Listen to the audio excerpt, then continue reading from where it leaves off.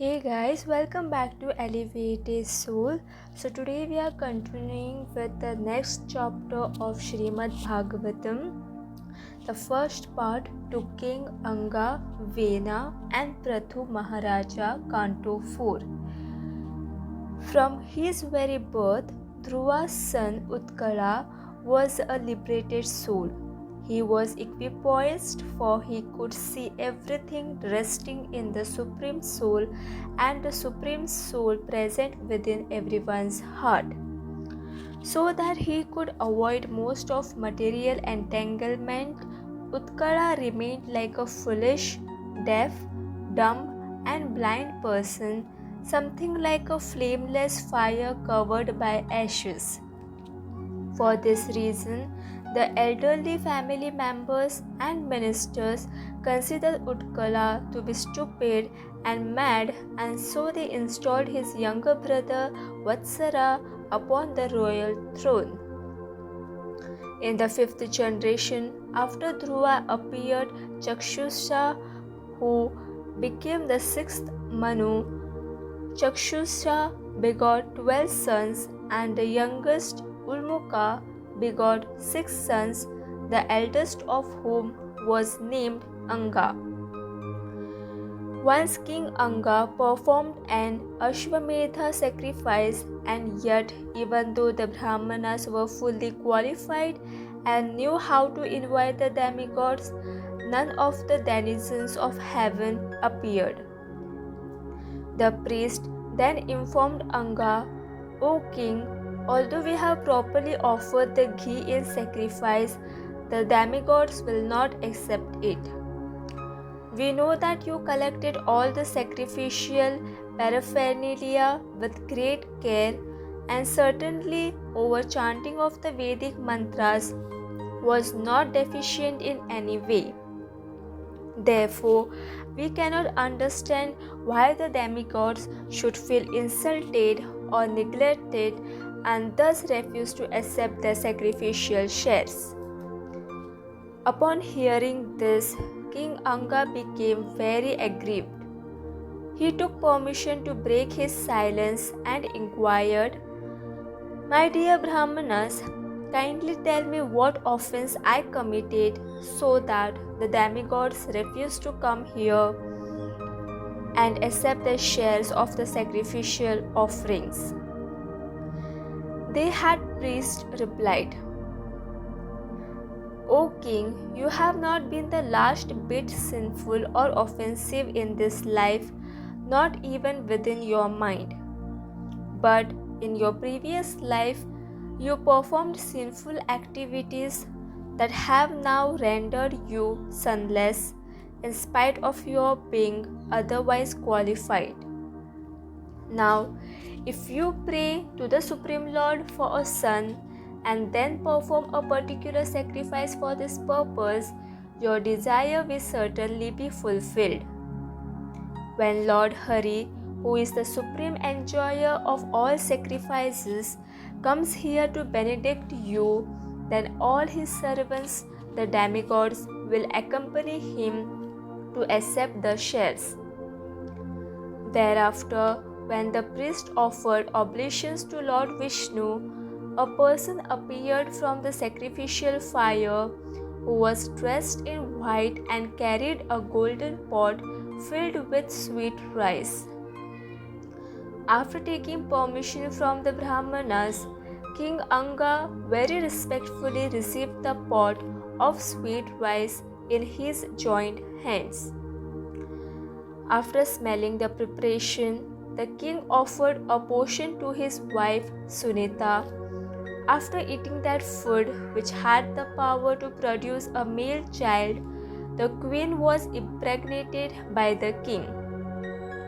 Thereafter, in due course of time, Sunita gave birth to a son named Vena, and because she was the daughter of death personified, the child was considered to be partially in the dynasty of irreligion. A daughter generally takes after her father, and a son takes after his mother. Therefore, Vena took after his grandfather, and so he grew up to be very irreligious. These circumstances are certainly very unusual, but the fact is that sometimes the Lord arranges an unfortunate wife or bad child for his devotee so that he can become more easily detached from household life.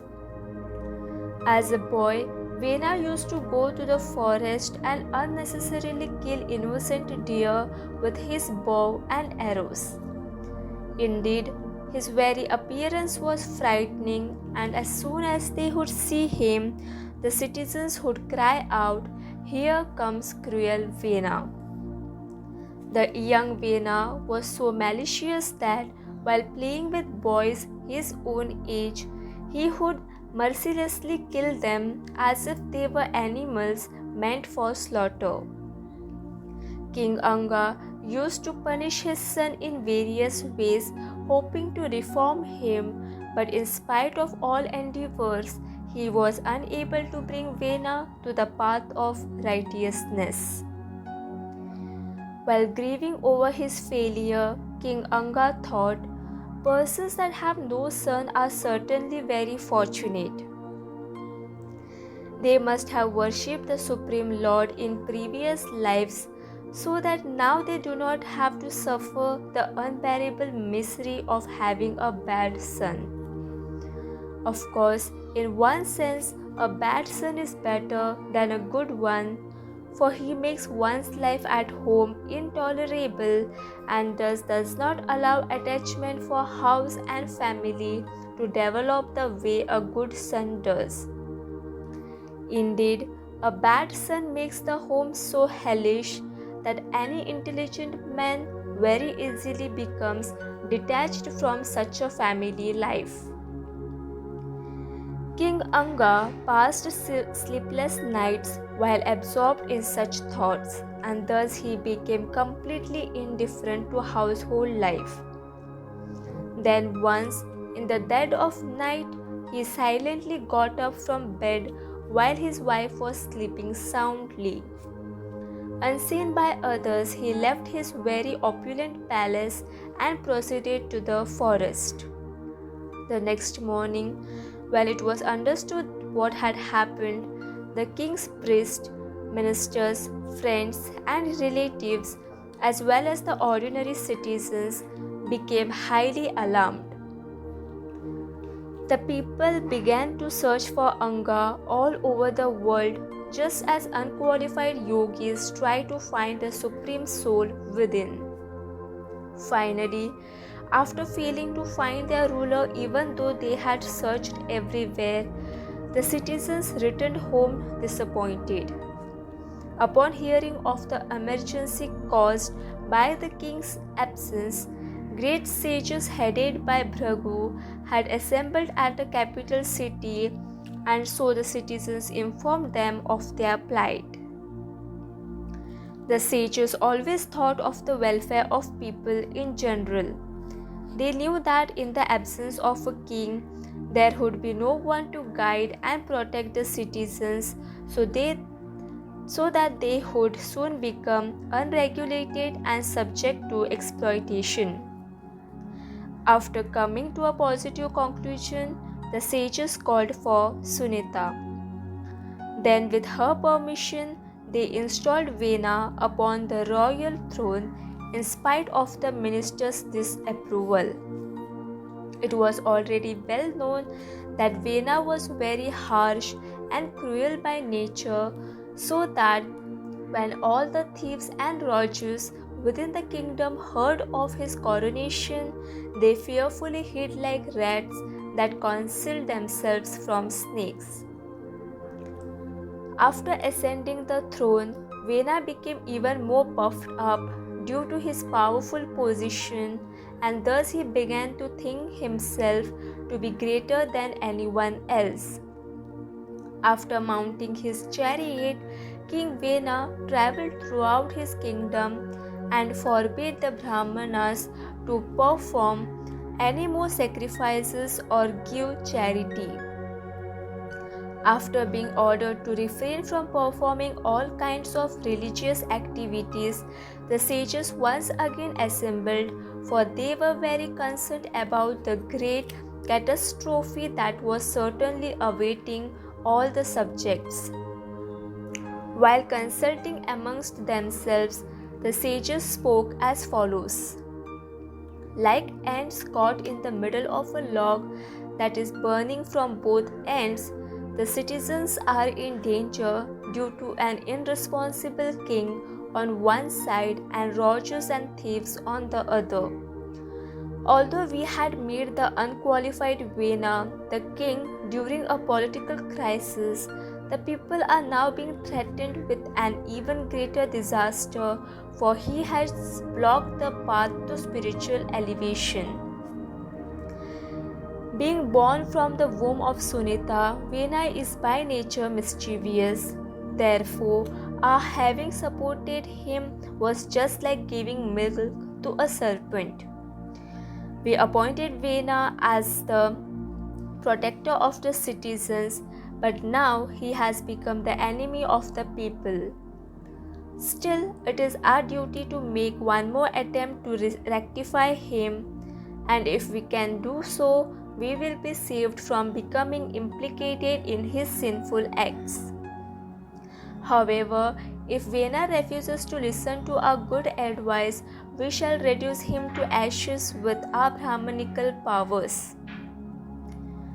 After making up their minds in this way, the sages went to King Vena. While concealing their anger, they addressed him very sweetly as follows.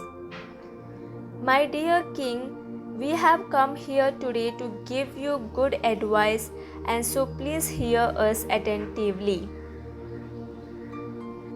By doing so, your duration of life, opulence, strength, and reputation will all surely increase.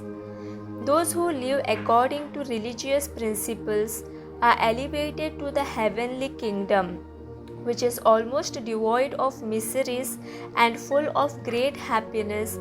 For this reason, you should not spoil the religious life of the people in general. If you impair the spiritual progress of your subjects, you will certainly fall down from your opulent royal position very soon. It is the duty of a king to give the subjects all protection. At the same time, he should engage them in the Varnashrama system so that they will worship the Supreme Personality of Godhead by the performance of their occupations. If the king sees that the Supreme Lord is worshipped by sacrificial performances, then not only does he become very pleased, but the demigods also become satisfied automatically. However, if the king stops sacrificial performances, then he disrespects the demigods, ruining his chances for heavenly elevation. Vena said, "It is very regrettable that, due to being inexperienced, you are preaching irreligion in the name of religion. You are just like unchastity women that give up their real husband and maintainer to search for a paramour to worship. The king is the real Supreme Personality of Godhead. If out of ignorance one does not worship the king, he will never attain happiness in this life or the next. You are so devoted to the demigods, but you should know that Lord Vishnu, Lord Brahma, Lord Shiva, Indra, Vayu, Yamaraja, Surya, Kuvera, Varuna, Agni, and all the rest are simply parts and parcels of the king's body. For this reason, you should give up your enviousness and worship me by performing ritualistic ceremonies with all kinds of paraphernalia. If you are actually intelligent, then you will realize that there is no person superior to me who deserves to accept the first oblations offered in sacrifice. Thank you.